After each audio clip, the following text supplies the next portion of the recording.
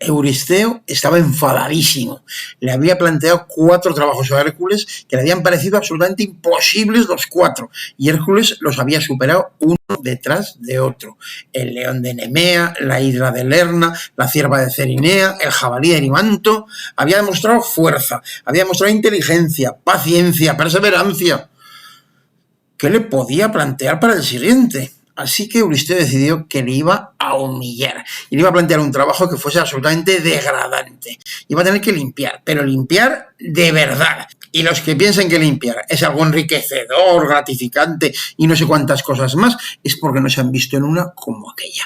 ¿Qué tenía que hacer Hércules? Tenía que limpiar los establos del rey Augias. ¿Y quién era Augias? Pues Augias era rey de la Élide. La Élide es una zona del Peloponeso, ya veis que seguimos sin movernos de esa pequeña península, es una zona del Peloponeso que está en la parte más occidental, donde está Olimpia, por ejemplo. Hablaremos de Olimpia. Pero bueno, lo que me importa, Augias era hijo de Helios, el dios del sol, y su padre le había concedido unos ganados, pero también le había dado un privilegio extraordinario, y era que no enfermasen nunca.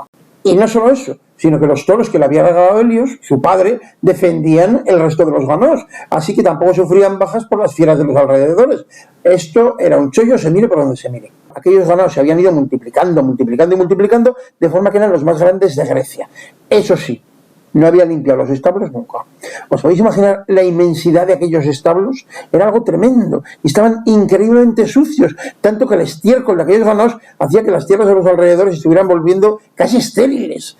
Total, que Hércules tenía que limpiarlos en un día. Era una tarea asquerosa e imposible. Euristeo estaba convencido de que esta vez no lo podría lograr. ¿Qué podía hacer Hércules? Esta vez no era cuestión de fuerza, había que discurrir. Entonces empezó a pensar. Había 2 ríos por allí un poco peculiares, porque los 2 eran ríos dioses. Uno era el Alfeo y otro el Peneo. El Alfeo tenía 120 kilómetros de largo, y el Peneo 70. Ríos pequeñicos, pero importantes. Os cuento quiénes eran esos ríos. Y empezamos por el Alfeo. El Alfeo ya digo que era un dios. ¿Qué ocurre? Pues que hubo una ninfa de Diana. ¿Os acordáis de Diana? Diana, la diosa de la caza, Artemisa para los griegos, Diana para los romanos, bueno, eternamente virgen, igual que sus ninfas.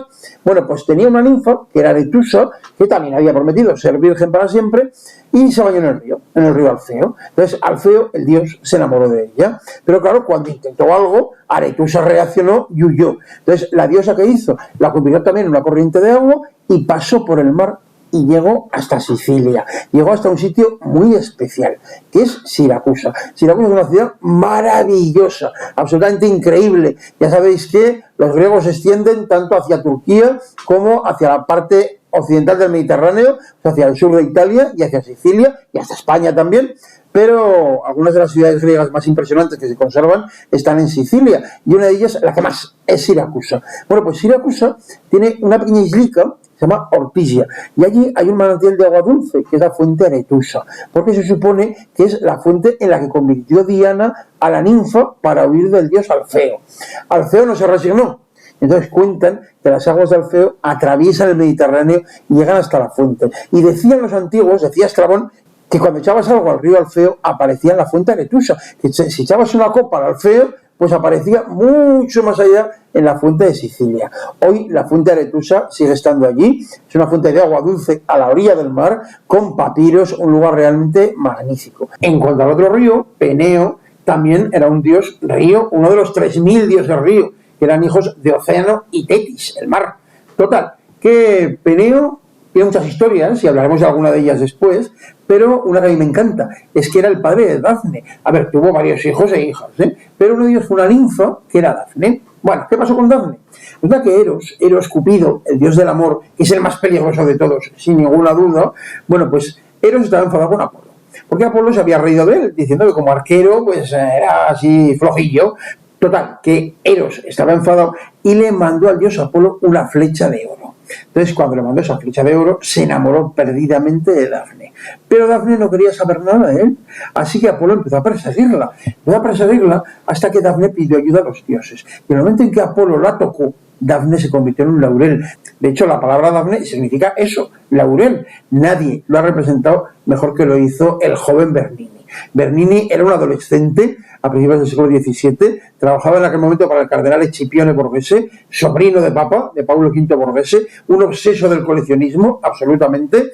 Entonces, el cardenal Scipione le encargó varias obras a Bernini, y una de ellas fue este Apolo y Dafne, que es un prodigio de virtuosismo, porque el joven Bernini podía hacer lo que quisiera con un trozo de mármol. Entonces, ver cómo los dedos de Dafne se están convirtiendo en ramas de laurel, empiezan a salir hojas de las yemas de los dedos, hojas de los pies, poco a poco su pie se va convirtiendo en la corteza del árbol, y en ese momento Apolo la toca y reacciona sorprendido, como diciendo, esto no es lo que esperaba encontrar. Es algo absolutamente maravilloso. Dafne se convirtió en laurel, y a partir de aquel momento el laurel fue el árbol preferido de Apolo. ¿Qué se le entrega a los vencedores? Me da igual de unos Juegos Poéticos que de unos Juegos Olímpicos. El laurel, bueno, pues el laurel de Dafne, la hija de Peneo. Tenemos pues a los dos ríos dioses, el río Alfeo, el río Peneo.